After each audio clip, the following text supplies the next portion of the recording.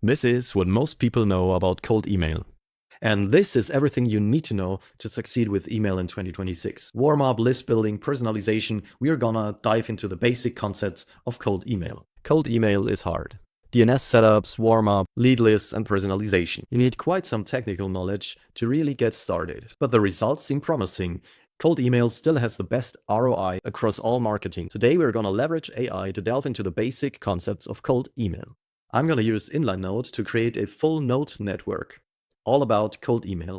So let's dive in. We're gonna go with the topic cold email marketing setup and generate node network. So this is our knowledge graph. We see some bigger nodes. And first we're gonna check out the different created categories. So we see advanced topics, foundations, optimization, strategy, tools, and techniques. And yeah, foundations seems like a good place to start. So what are we having here? Intro to cold email. So what is cold email? Cold email is email that you send unsolicited. It doesn't mean that you send out emails to existing customers. It's that you send out emails to people you didn't have contact so far. That's why they're called cold. So they're not warm leads. And yeah, if we check out the email marketing basics, it says here, of course, what you write in your subject line is important. Only the first few characters of each subject line are usually displayed, and they should already evoke enough curiosity for them to be opened. Email list building. So how do we get our lists? To get our list, we can usually follow two principles. One of them is we scrape and crawl contacts on our own, or use scraping or crawling tools, or we use existing databases that already have these scraped and crawled contacts for us. For example, Apollo is well known for providing a huge database of contacts, and I have different filter options for them. So company size, position of the person I'm interested in, seniority, those are all fields that I can filter for in these list tools. If I go and scrape on my own, I usually need more technical knowledge how to do that. Knowledge of how websites are structured is definitely useful here. You can use free tools like Octoparse to scrape contacts, and those contacts are usually more valuable because they are not already in some generic database, and everyone is already contacting them. So your email might be more unique to these contacts. So let's see. Email service providers. So of course, we all know that we can have our email with Google, with Microsoft, and so on. And one very important concept is the deliverability of emails.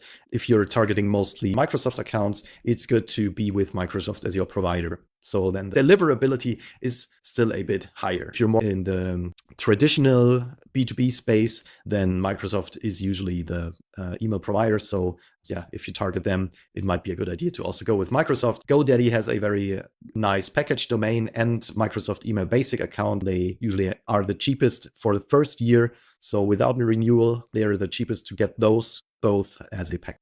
Okay, let's see what else do we have here. What about strategy? Campaign planning, campaign goals, follow-up emails, measuring success. Oh yeah, this is, I think, very important for all marketing that we do. It's important to measure your success rates, to constantly measure, do our mails still get delivered, or has my domain been flagged as spam, is very important. Also, what are my open rates? If you want to track open rates, you can also see, how good was my subject line.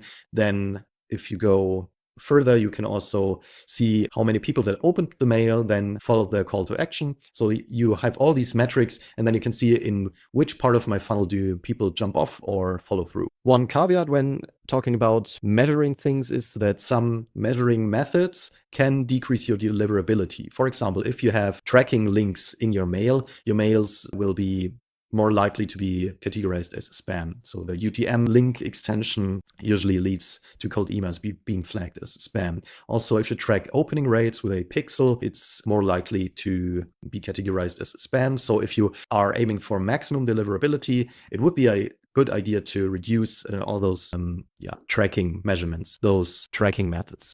Tools and techniques. A/B testing tools.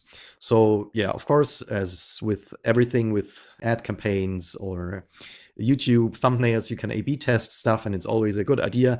You have different copy, like the text, the content of the mail itself leads to different rates in your call to action. So how many people go to your domain, for example, how many people are gonna schedule a event. You can test this with different versions of text and then see which one performs better, and so increase your rates more and more. The same goes for a subject and cold email templates. Of course, there are many templates out there that you can use. Look at them and judge with your own reasoning if this really fits your niche. I usually recommend writing your own copy. CRM integration, usually the email tools that you can use integrate into your CRM. So when you do get a reply on your cold email, the contact is automatically added into your CRM, and this goes with all the major providers of cold email do this. Email automation tools. There are a few email automation tools. There, of course, are also many out there. Instantly is quite famous. Lemlist, ActiveCampaign, you name them. You can just compare them and see which UI fits you most, and they all have different features. So what else? Email Warmup. Yeah, let's get into Warmup. What is Warmup? If you have a new domain from which you want to send out email, this domain is not yet recognized as trustworthy. So whenever a mail from this domain comes in, your email client says, oh, that's probably spam.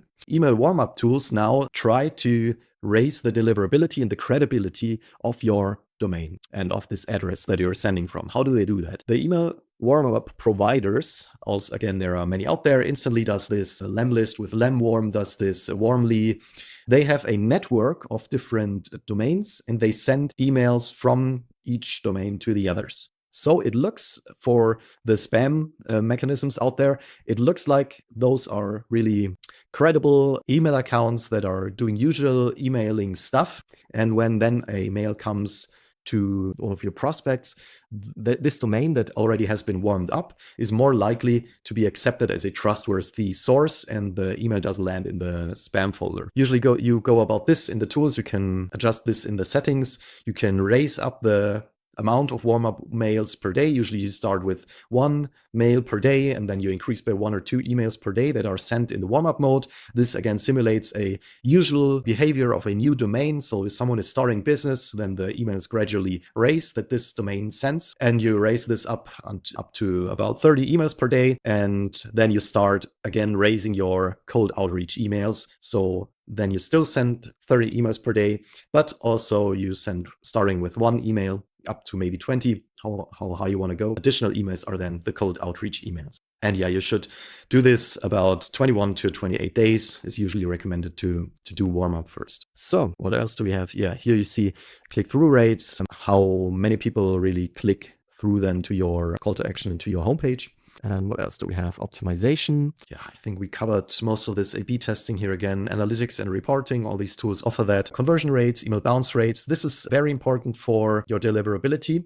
If you send an email and this email does not arrive, for example, if the mail is already out of date, then your bounce rate goes up. And the higher your bounce rate is, the less likely your email is delivered to other recipients. So first of all, you should try to minimize your bounce rate. How do you do this? It says here email list hygiene. So you go through your email list and you use tools to make sure that all the emails in there, addresses in there, are really accepting emails and not bouncing them. There are also tools that can probe this. And yeah, we also see here the personalization strategies. You try to increase your click-through ratio by personalizing your emails. So there are also tools out there that can do this. For example, Clay, very famous right now, that can extract information that's out there about your prospect, and with AI generates personalized email copy so that this person really feels like you wrote the email just for them, and then is more likely to respond. So let's have a quick look into the advanced topics: account-based marketing, AI and cold email marketing. I just mentioned that you can not only for writing the copy, but also for scraping the data from different websites. You can now, of course, use AI and be much more efficient in that. So I hope this gave you a quick overview. If you want me to try out another topic that interests you, please type it in the comments and I will get to it.